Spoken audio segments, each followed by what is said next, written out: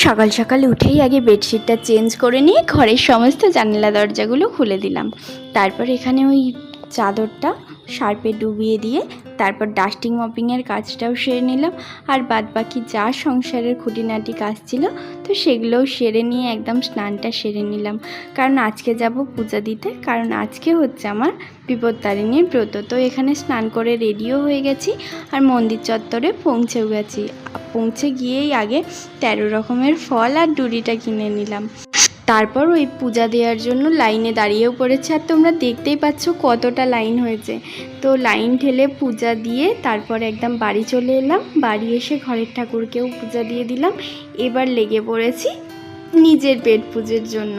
তো প্রথমেই মশলাপাতিগুলো করে নিলাম। তো আজকে তো সিম্পল খাওয়া দাওয়া, লুচি, চানা মশলা আর আলুর দম।